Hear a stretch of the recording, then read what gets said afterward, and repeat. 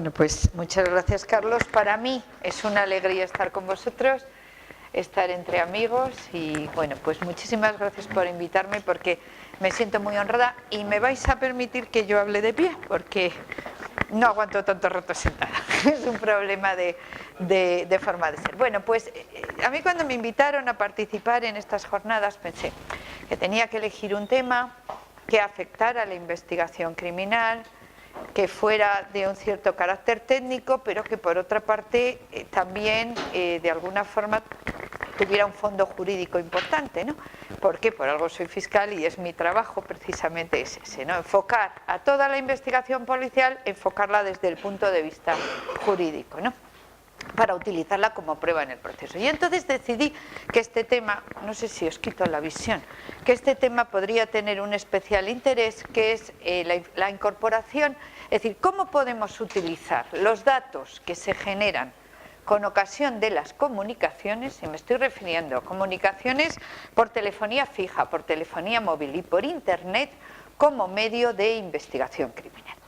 El tema yo creo que es muy importante. Y os digo por qué es muy importante, porque todos somos conscientes de que como continuamente estamos utilizando todas esas tecnologías, un porcentaje elevadísimo de la delincuencia se está desarrollando precisamente por esas vías. Por tanto, toda la información relacionada con las comunicaciones tiene un interés crucial en la investigación criminal, ¿no?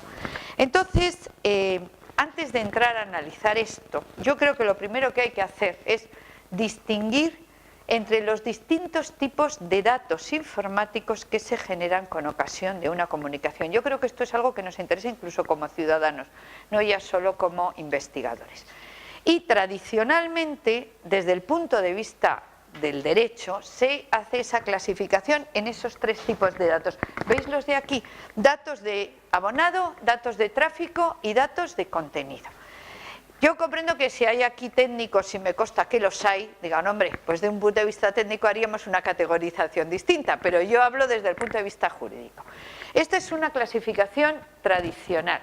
Lo recoge así la Convención de Budapest del Consejo de Europa sobre ciberdelincuencia y lo recoge así también muchas directivas que se han ido dictando en el ámbito de la Unión Europea para la lucha contra la ciberdelincuencia en la última década. Y enlazo con lo que decía antes el coronel Berrocal.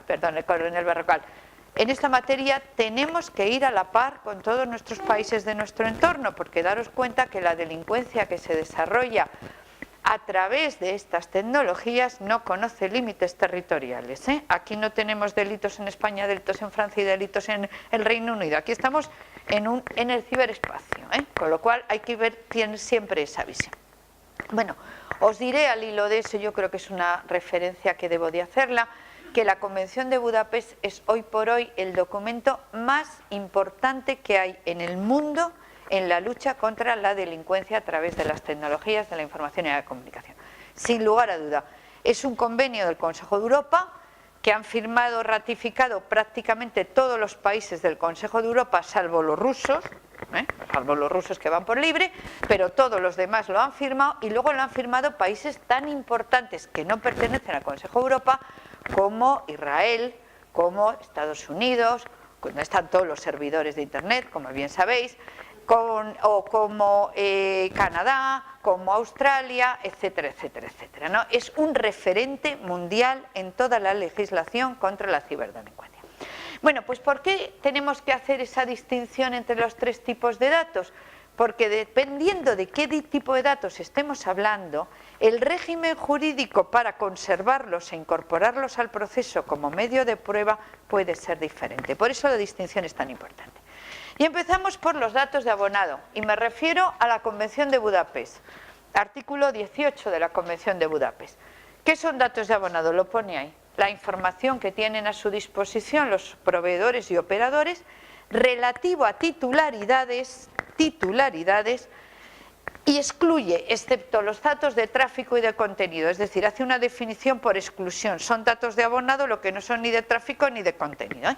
Y que sirven para determinar todo esto que veis aquí, que el tipo de servicio que se ha utilizado, las disposiciones técnicas adoptadas, el periodo de duración del servicio, quién es el titular, persona física o persona jurídica, su domicilio físico, su correo electrónico, su número de abonado, el sistema de facturación o pago que ha establecido o incluso la localización de los equipos de transmisión, del equipo receptor y del comunicador, siempre que eso conste en la base del contrato.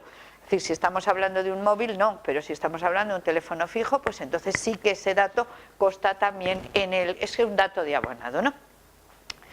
En la legislación española no hay un concepto de datos de abonado, yo al menos no lo he encontrado, ¿eh? En el ámbito de la legislación, lo que es penal, procesal, penal sustantiva, no lo hay. Yo no sé en la legislación extrapenal. Sí que hay un concepto de qué es un abonado de comunicaciones, ese está en la Ley General de Telecomunicaciones, y para el que tenga interés y curiosidad en el tema, os cito esa circular.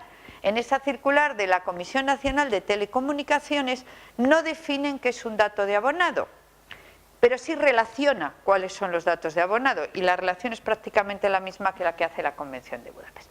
O sea que ya tenemos un primer concepto claro, que un dato de abonado es un dato de titularidad. ¿Quién es el titular de un dispositivo? ¿Quién es el titular de un determinado servicio de comunicación? Dato limpio, sin ninguna referencia a cualquier comunicación que pueda plantearse desde ese dispositivo. El tema es importante a efectos del régimen jurídico. Dato de abonado puro y duro. Bueno, pues ese dato de abonado, pese a ser un dato de abonado, es decir, cuál es nuestro número de teléfono, es un dato protegido. Y es un dato protegido, y lo dice la legislación europea y lo dice la legislación española, porque es un dato de carácter personal. La directiva 58 del año 2002 de la Unión Europea, a la que haré mención varias veces a lo largo de esta intervención, dice que es un dato que afecta a la vida privada de las personas y a los intereses legítimos de las personas jurídicas, con lo cual es un dato reservado. Luego ya veremos las consecuencias de ello. Datos de tráfico. ¿Qué es el dato de tráfico? Pues también nos vamos a la Convención de Budapest, que es el mejor referente que tenemos, y ahí lo define muy claramente en el artículo 2. Dice que son aquellos datos que se generan con ocasión de la transmisión de una comunicación a través de un servicio de comunicaciones. Y dice que se genera como un elemento mismo de la comunicación y que a partir del cual se puede obtener información sobre todo esto. El origen de la comunicación, quién llama, quién contesta, la ruta, hablamos de telefonía fija, móvil o fija, y de internet. La fecha, la hora de la comunicación, cuánto tiempo ha tardado, el tamaño del paquete si es por internet y el tipo de servicio utilizado, ¿eh?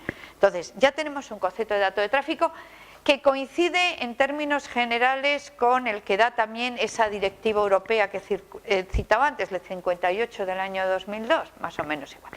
En la legislación española, bueno, pues tenemos este Real Decreto, que también lo voy a citar varias veces, 424 del año 2005, sobre prestación de los servicios de comunicaciones, que define el dato de tráfico de una forma muy simple, pero viene a decir lo mismo. Son aquellos datos que se generan con ocasión de la transmisión de una comunicación a través de un servicio de comunicaciones o los que se generan para el pago o facturación de ese servicio. Esos son los datos de tráfico. Vamos a profundizar un poquito más en esto. La Ley 25/2007 es una disposición que se dictó en España y que obliga en el año 2007 a la conservación de datos de todas las comunicaciones, datos de tráfico, solo de tráfico, no de contenidos, de todas las comunicaciones que se generan con ocasión de la actuación de los operadores españoles, ¿no? Entonces, en esa ley 25/2007, que también voy a citar varias veces, no define los datos de tráfico, pero sí que en el artículo 3, de una forma muy prolija y muy detallada, relaciona todo lo que son datos de tráfico, tanto en la telefonía fija móvil como en internet. Y luego la novedad que tenemos ahora mismo importante a destacar es que tras la reforma que se ha producido en la Ley de Enjuiciamiento Criminal por la Ley Orgánica 13/2005, ya tenemos un concepto de datos de tráfico en nuestra Ley de Enjuiciamiento Criminal. En ese precepto que veis ahí, el 588 ter B. El legislador hizo bien. Eso hizo bien y hay que felicitarse de que decidiera incluir el concepto de datos de tráfico en el texto de la Ley de Enjuiciamiento Criminal, pero no lo hizo muy bien al definirlo, porque hizo una definición en la que incluye los datos de tráfico y los de abonado. Y no nos engaña el legislador, porque dice concepto de datos de tráfico y asociados, o sea, no solo de tráfico, sino también los asociados, y los define como todos aquellos que es lo mismo, que se generan con ocasión de la transmisión de una comunicación por un servicio de comunicaciones, o los que se generan por la puesta a disposición del servicio al usuario o con ocasión de la prestación de los servicios de la sociedad de la información o de las comunicaciones telemáticas o de otra clase. Entonces, en definitiva, está incluyendo en el concepto los datos de abonado. Y el tema no es una tontería, porque justamente en la distinción entre datos de tráfico y datos de abonado es donde se nos están produciendo los problemas en la investigación criminal, cuando estamos ante un dato de tráfico y cuando estamos ante un dato de abonado. Y vamos a los datos de contenido, los últimos. Espera, que no me pasa. ¿No pasa? Ahora. Bueno, esto no hay definición de qué son los datos de contenido, yo no lo he visto en ningún lado, pero es de sentido común. Es decir, los datos de contenido es el contenido, es decir, lo que contamos, lo que escribimos, el mensaje escrito, el mensaje oral, las fotos, el archivo, el documento que pasamos, el contenido. Esto afecta al secreto de las comunicaciones, es el núcleo duro del secreto de las comunicaciones. Aquí se necesita en todo caso autorización judicial para acceder a esa información, y la única definición que yo he encontrado al menos es por exclusión. Es decir, la Convención de Budapest dice aquello que no es ni de tráfico ni de abonado es de contenido, y la propia ley también 25/2007 también lo hace por exclusión, porque dice operadores, tienen ustedes que conservar todos los datos de tráfico, pero ojito que no pueden conservar los de contenido, y eso lo dice en el artículo 2.3. ¿Por qué? Por eso, porque afecta al núcleo duro de la comunicación, es lo que estamos diciendo, ¿no? Bueno, entonces ya lo tenemos distinguido, hemos hecho la distinción entre los tres tipos de datos.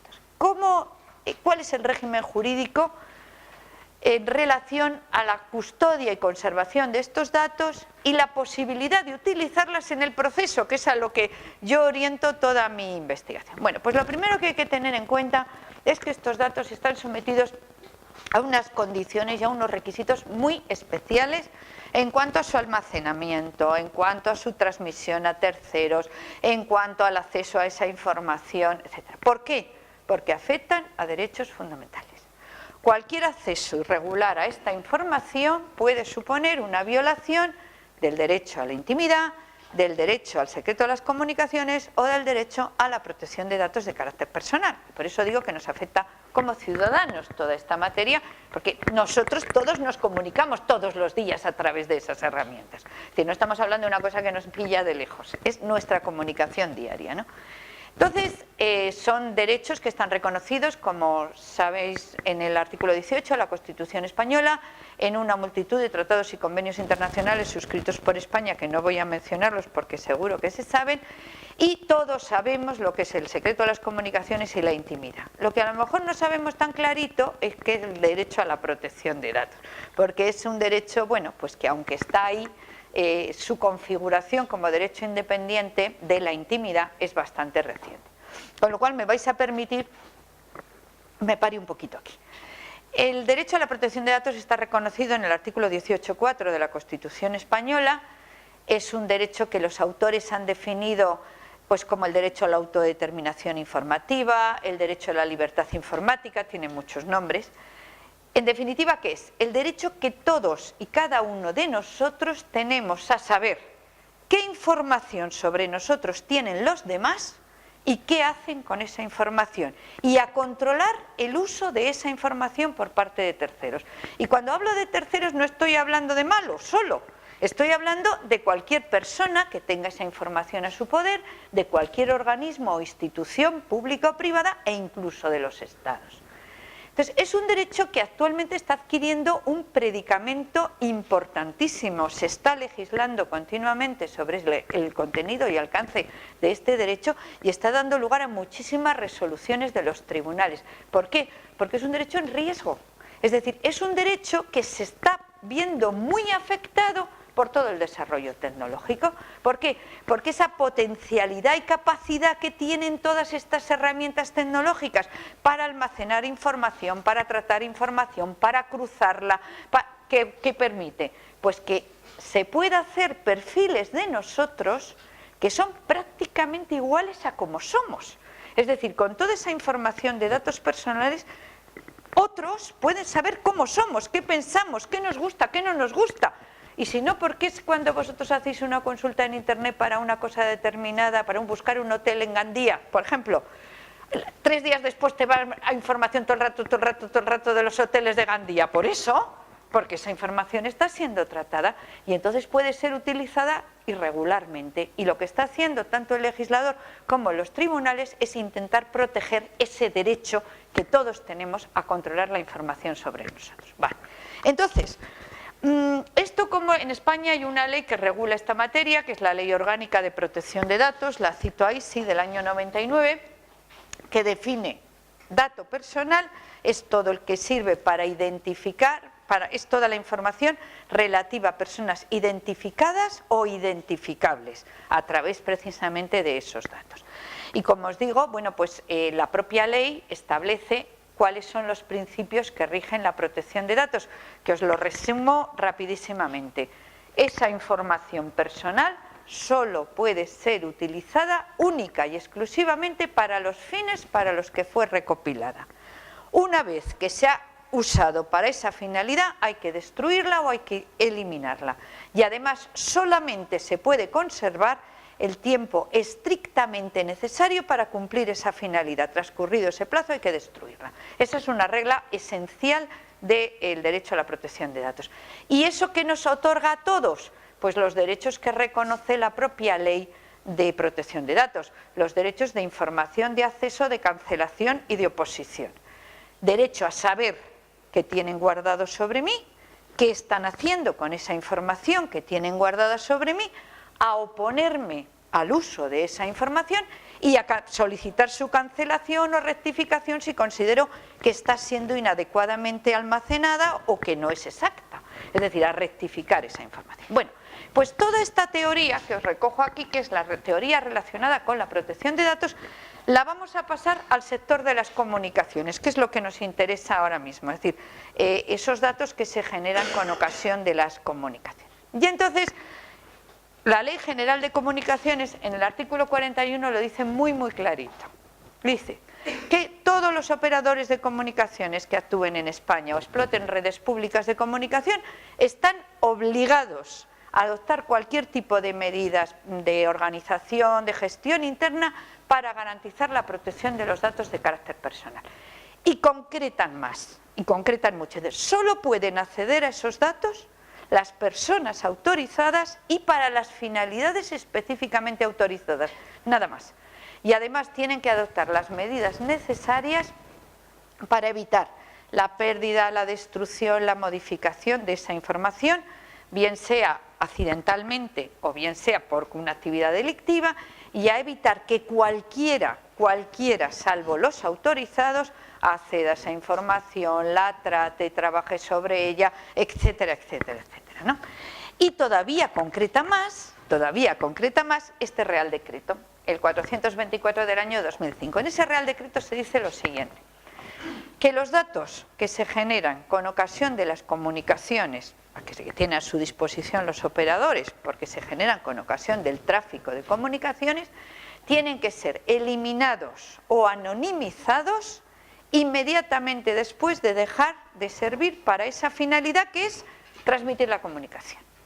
Salvo, y señala dos excepciones, una de carácter genérico, los que sean necesarios para la facturación y pago de esos servicios. Entonces, quiere decir que se conservan el tiempo necesario para extender la factura, que nos llega a nosotros a nuestra casa de la telefonía, pues cada mes, me parece que es, creo recordar, o el tiempo necesario si nosotros queremos impugnar esas facturas, es decir, tiene que conservarlo para el periodo de impugnación. Pero transcurrido ese plazo hay que eliminarlos o anonimizarlos. Y la segunda excepción, cuando conservan datos para la prestación, mejor dicho, para la promoción comercial de servicios complementarios o de valor añadido que a veces se ofrecen, o para la prestación de ese mismo servicio.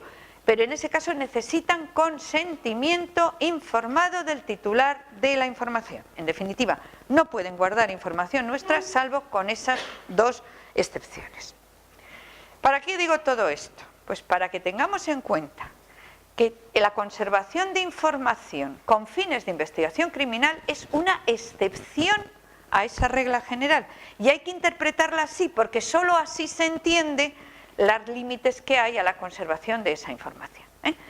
Esta doctrina que se recoge en nuestra legislación coincide plenamente, por supuesto, con la normativa europea, y os citaba antes esa directiva 2002/58 de la Unión Europea, que dice prácticamente lo mismo en sus artículos 5 y 6, lo mismo prácticamente que os he dicho.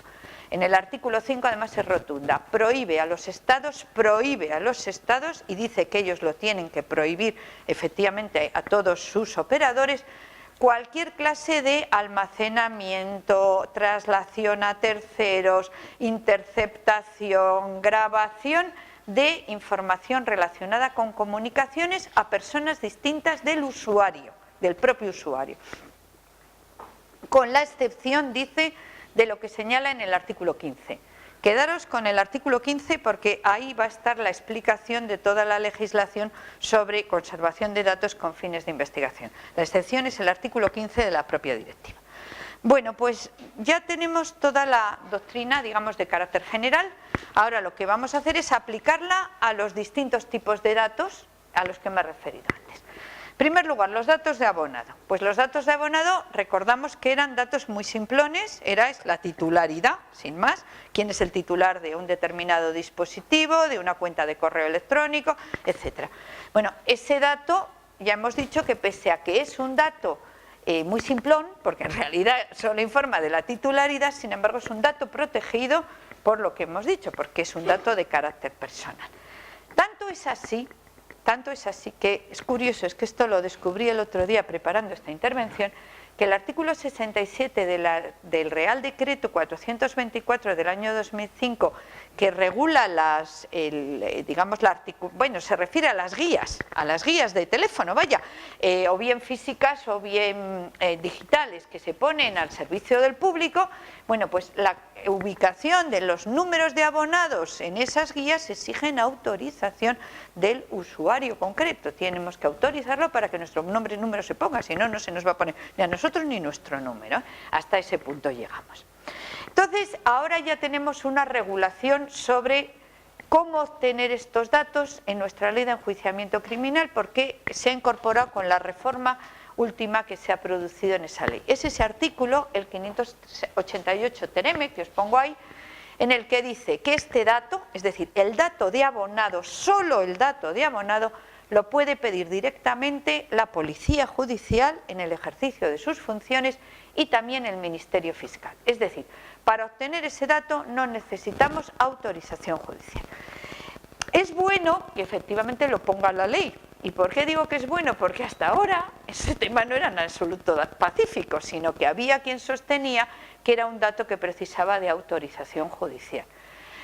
Personalmente entiendo que estaba ya claro antes de este artículo, porque estamos hablando, en cualquier caso, de datos que afectan a la intimidad, que en principio exige autorización judicial cualquier acceso a los mismos, salvo las excepciones que contempla la propia ley, que son o bien los casos de urgencia, y los que hay aquí investigadores lo sabrán, temas de urgencia y necesidad, y también cuando la ley diga lo contrario. Y lo cierto es que la ley, y os lo he puesto aquí, en el artículo 11 de la Ley Orgánica de Protección de Datos, se dice que esos datos que en principio no pueden ser cedidos a otro más que con consentimiento del interesado, no exigen para la cesión consentimiento cuando lo pidan determinados organismos e instituciones, entre ellos el Ministerio Fiscal en el ejercicio de sus funciones o los órganos judiciales en el ejercicio de sus funciones. Bueno, los órganos judiciales lo van a pedir ellos, con lo cual no habría problema, pero la Fiscalía puede pedirlo sin autorización judicial.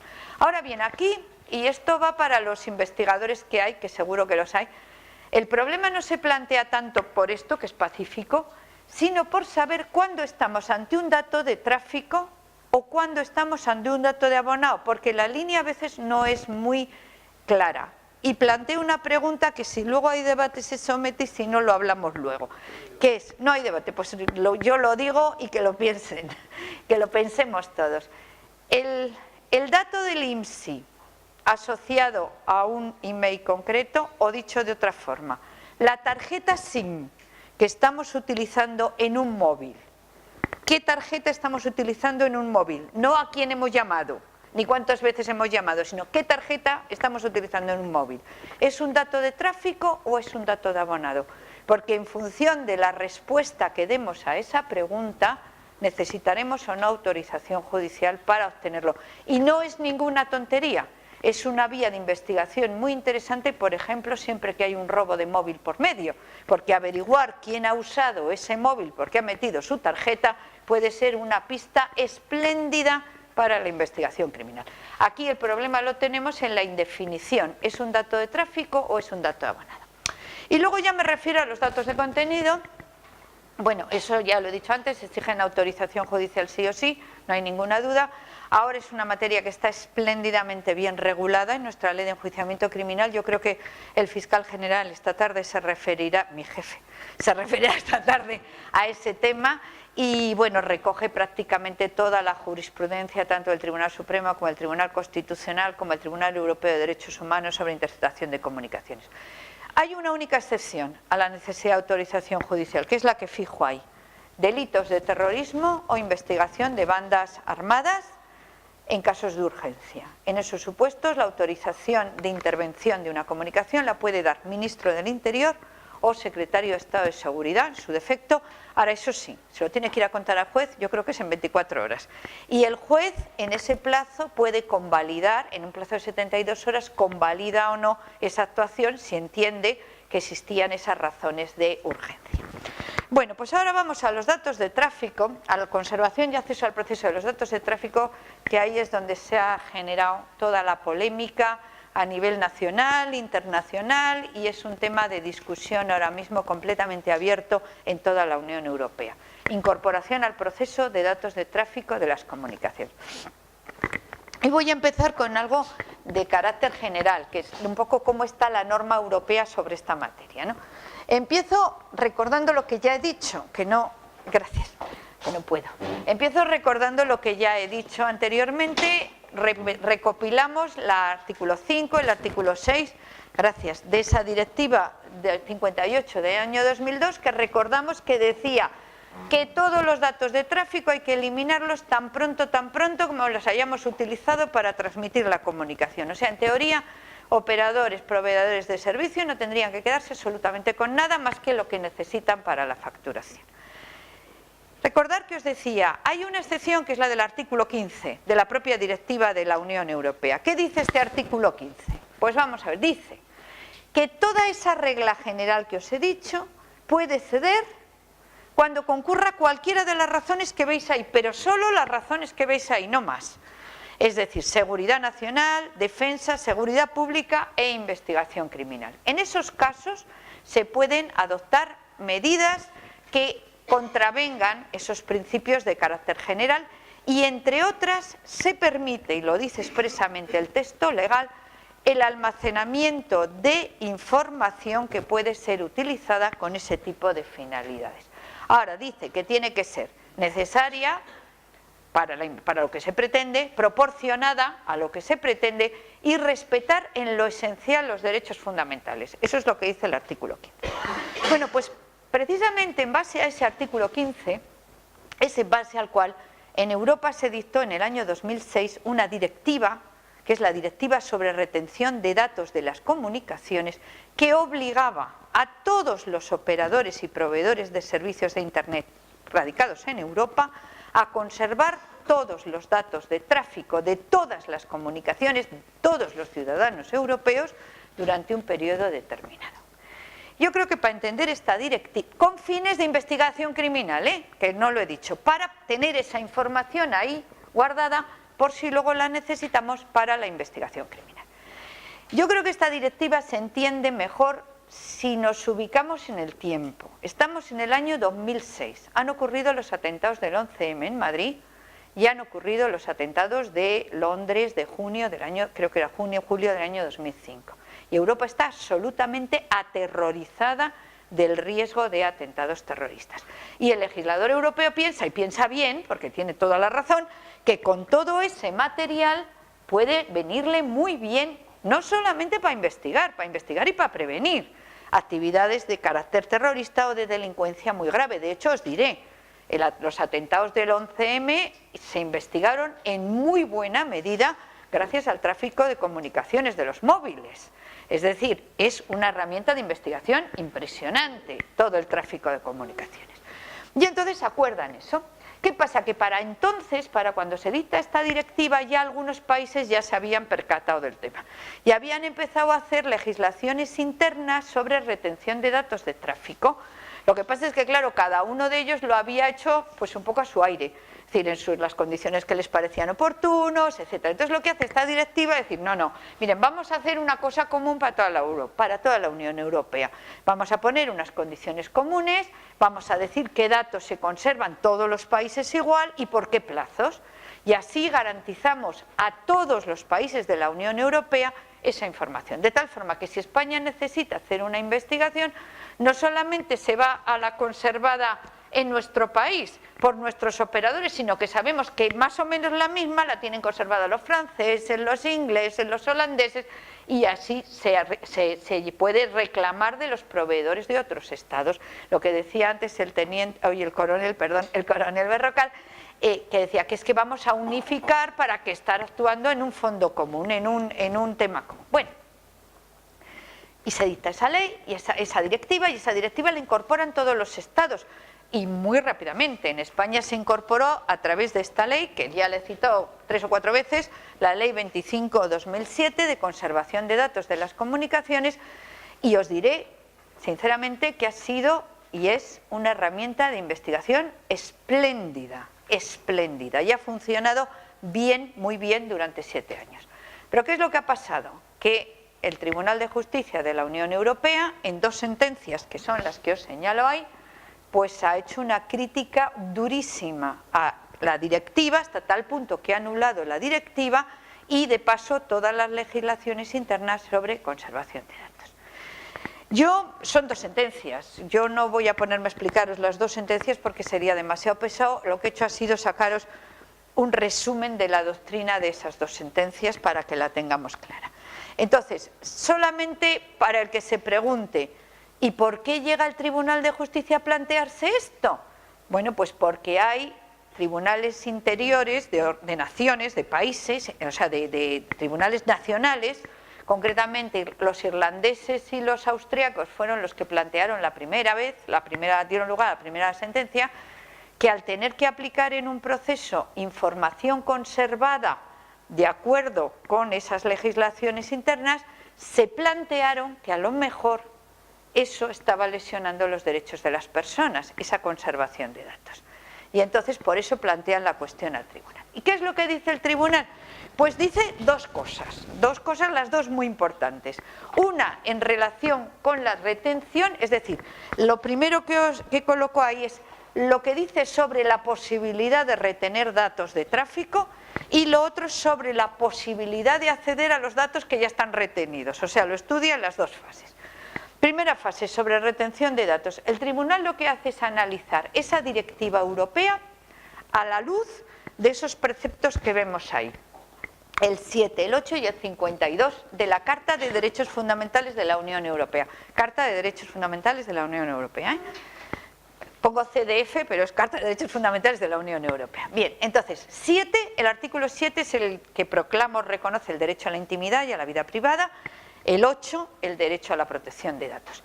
Y el 52 es un precepto muy interesante en el que fija en qué parámetros o en qué condiciones una injerencia en un derecho fundamental es tolerable en el marco de la Unión Europea. Es decir, hasta dónde puede llegar una injerencia en un derecho fundamental en la Unión Europea.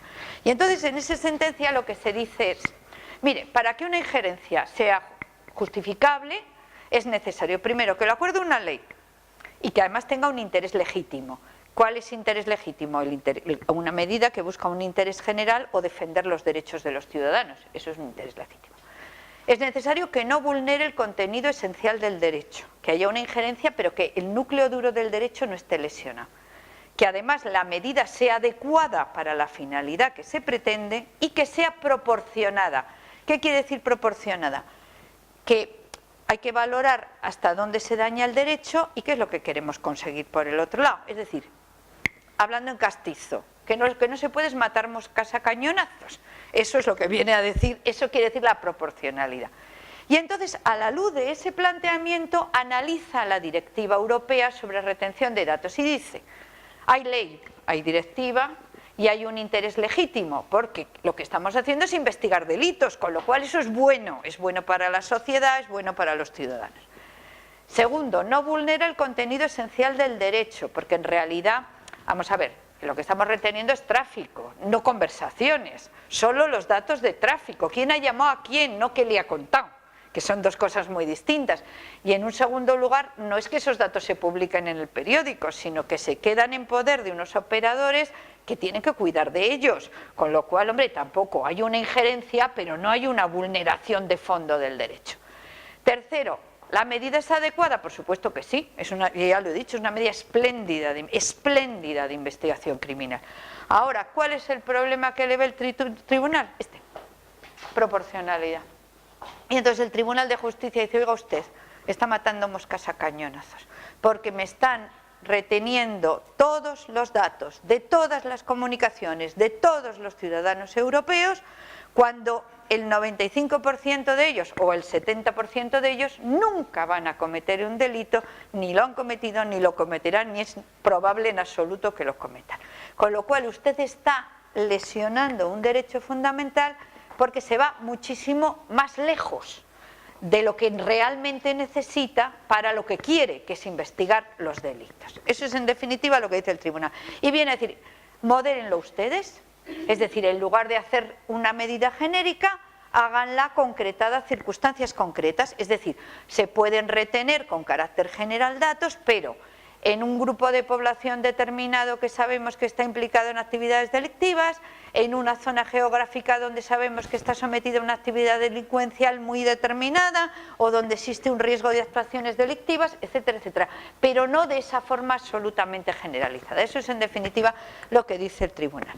Y luego, sobre el acceso a los datos, es decir, suponiendo que esos datos estén bien conservados, el tribunal lo que hace es fijar una serie de requisitos que, por otra parte, esto sí que os digo que la legislación española los cumple todos, divinamente además. Es decir, solo se puede acceder a esa información para investigar delitos graves, punto 1. Punto 2, solo en relación con personas concretas, es decir, cuando efectivamente estamos investigando a una persona concreta por su participación en un hecho delictivo o sospechas de su participación. Hay que seguir un procedimiento determinado que tiene que estar perfectamente tasado para acceder a esa información. Además, tiene que haber un control jurisdiccional, tiene que haber un juez que lo controle o un órgano administrativo que lo controle. En nuestro caso es necesario autorización judicial sí o sí en un proceso penal, con lo cual eso está súper controlado. Y además es necesario que los operadores tengan medidas de protección para guardar esa información y evitar que se acceda a ella irregularmente, que ya he dicho antes que toda nuestra legislación pone el acento en eso, en la necesidad de que se proteja esa información.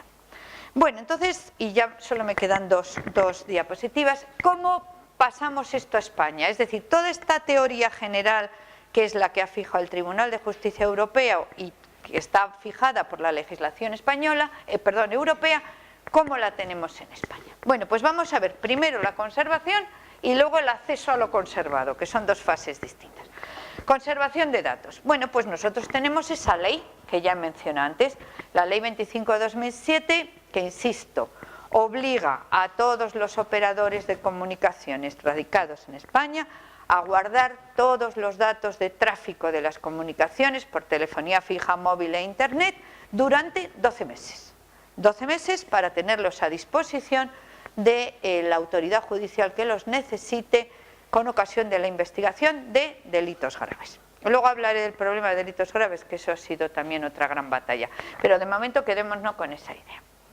Esta ley sigue en vigor, esta ley no ha sido derogada, es decir, aunque la directiva europea fue anulada, esta ley sigue en vigor y sigue en vigor porque nadie ha derogado esta ley. Quiero decir que en realidad la ley española surge de un proceso de elaboración en el Parlamento, sigue sus trámites y en tanto nadie la anule sigue vigente. Otra cosa es que efectivamente esta ley tenga que ser interpretada de acuerdo con los parámetros que ha fijado esas sentencias que he citado el Tribunal de Justicia de la Unión Europea.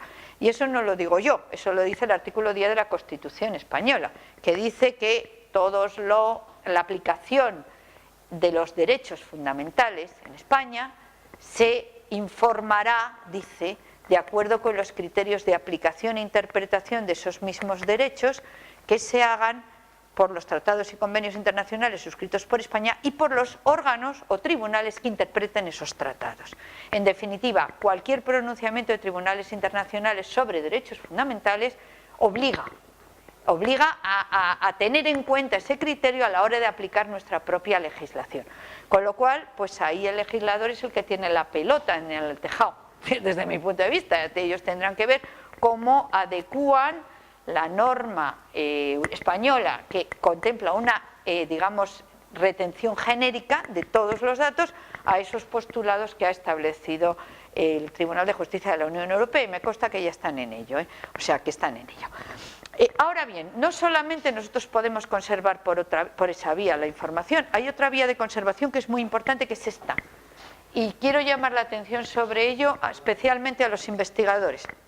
Vamos a ver, este precepto es un precepto nuevo, lo ha incorporado en la Ley de Enjuiciamiento Criminal la última reforma que se ha llevado a efecto, es el 588 Octies, deriva directamente del artículo 16 de la Convención de Budapest, y lo que dice es que el fiscal o la policía judicial, en el ejercicio de sus funciones, pueden ordenar, y digo bien, pueden ordenar a cualquier persona física o jurídica, proveedor de servicios de Internet u operador de comunicaciones, que tenga a su disposición datos, que los conserve en tanto va el juez a pedirle autorización para acceder a esa información. Eso es una conservación de datos. Lo que pasa es que es una conservación de datos específica, en relación con investigaciones concretas, ¿no? El tema tiene mucho calado, primero, porque aquí ya no estamos hablando de una preservación genérica, sino que estamos hablando de preservación en relación con investigaciones concretas que lleva el fiscal o lleva la policía judicial, con lo cual, en este caso, ya no tenemos ese problema de que podemos estar contradiciendo la doctrina del tribunal, porque ya hay proporcionalidad, estamos hablando de investigaciones concretas. Luego, además, tiene otra gran ventaja, que es que podemos retener por esta vía tanto datos de tráfico como de contenido, ya por supuesto los de abonado, es decir, podemos pedir la retención de datos de abonado. Y lo podemos pedir directamente el fiscal o la policía, porque no vamos a ver esos datos. Es decir, nosotros no tenemos acceso a esa información. Cuando el fiscal pide a un proveedor que le guarde una información, no tiene acceso a esa información. Solamente está intentando evitar que el proveedor haga lo que en realidad le dice la ley, y es que en el momento en que deje de serle útiles los destruya. Entonces le digo, guárdamelos, que voy a por una orden al juez para acceder a esa información, pero entre tanto no los destruyas, ¿no? Entonces yo creo que es una medida que hay que utilizarla porque es muy efectiva también y nos puede servir mucho en las investigaciones criminales. Como es una medida cautelar, tiene un periodo de duración de 90 días, prorrogable por otros 90, o sea, tenemos 180 días de conservación de información. Y vamos ya a el último aspecto que quería tratar, que es ¿qué hacemos con todos esos datos conservados? Es decir, ¿cómo podemos acceder a esa información nosotros y meterla en el proceso y utilizarla en el proceso? Bueno, pues tenemos dos herramientas. Otra vez, la Ley 25/2007, que es la que dice que se necesita autorización judicial para acceder a esa información. Esto se está utilizando con toda habitualidad. Pero aquí había un problema en la interpretación de esta norma, que es sobre lo que quería yo poner ahora el acento al final, que es que dice la Ley 25/2007 que solo se puede utilizar para investigar delitos graves.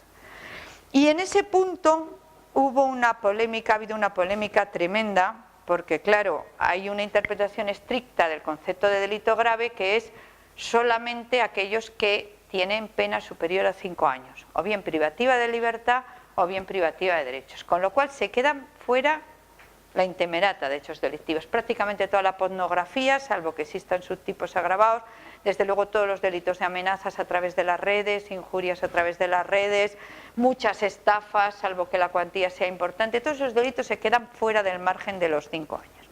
Y el criterio, digamos, amplio, que era el que ha sostenido siempre la Fiscalía, con una circular, lo recogemos en nuestra circular 1 del año 2013, me parece que es, ahora mismo no me acuerdo, es una circular sobre interceptación de comunicaciones, que decimos que no. Decimos nosotros y lo dicen bastantes tribunales también, incluso hay alguna sentencia del Constitucional que avala esa tesis, que dicen, hombre, no, la gravedad no es solo la pena, es también el bien jurídico protegido, la repercusión social de esas conductas, los intereses afectados, etcétera. Hay que ser un poco más flexible. El que tiene que valorar la gravedad es el juez, en definitiva, ante el supuesto concreto. Bueno, pues esta polémica ha quedado ya superada, gracias a Dios, con la reforma de la Ley de Enjuiciamiento Criminal que ha incorporado este precepto. El artículo 588 ter J, que regula la incorporación al proceso de los datos de tráfico y asociados. Ya lo explica, ya lo ha resuelto negro sobre blanco. Y dice, por supuesto que se necesita autorización judicial para pedir a los operadores esos datos, incorporarlos al proceso. Atentos, si están vinculados a un proceso de comunicación, porque claro, recordemos que los datos de abonado los podemos pedir directamente sin autorización judicial. Es decir, estamos hablando de datos vinculados al tráfico, no los de abonado, que también los guardan las operadoras, pero eso no necesitamos autorización judicial. ¿Qué tipo de datos? Pues los define como por dos vías. En razón al sujeto que los tiene almacenados, pues dice todos, es decir, todo el mundo. A operadores de servicio, proveedores de servicios de Internet o personas físicas o jurídicas que tengan a su disposición esos datos. Por ejemplo, un hotel que nos presta una wifi, que usamos la wifi del hotel, recopila esa información y puede guardar información sobre tráfico. Esa información podría solicitarse directamente del hotel, si es que efectivamente la tiene en su poder, o las empresas que guardan datos sobre correos de sus trabajadores, etcétera, etcétera. Cualquier persona física o jurídica que tenga a su disposición datos de tráfico puede efectivamente ser solicitados. Y el otro, digamos, delimitación del objeto es cuál es, cualquiera que se haya conservado. Igual me da que lo sea porque lo dice la Ley 25 de 2007 o porque hemos hecho una preservación específica o porque lo guarda el operador en aplicación de esas excepciones a las que decíamos antes. Es decir, si un operador de comunicaciones está guardando datos para facturación o está guardando datos para prestar un servicio complementario y los tiene, nosotros se lo podemos pedir porque los está conservando. O sea, igual del motivo por el que se conserven. Legal, no ilegal, siempre que sea un motivo legal. Esos pueden ser pedidos. Y luego el último punto, que es qué tipo de delitos se pueden investigar, en qué investigaciones, o mejor dicho, en qué tipo de investigaciones en atención al delito, que delitos que estamos investigando, está permitido acceder a ese tipo de información. Pues que es la polémica del delito grave o no delito grave, lo ha resuelto ahora la ley. Si aplicamos los artículos 579 primero y 588 tera, dice, entre otras muchas cosas que no voy a explicar para no alargarme más, todos los que se cometan a través de las tecnologías de la información y de la comunicación, sin fijar ni penas, ni categoría, ni clases de delito. ¿Quiere decir eso que por cualquier tontería vamos a poder acudir a pedir los datos? No, porque lo tiene que autorizar un juez.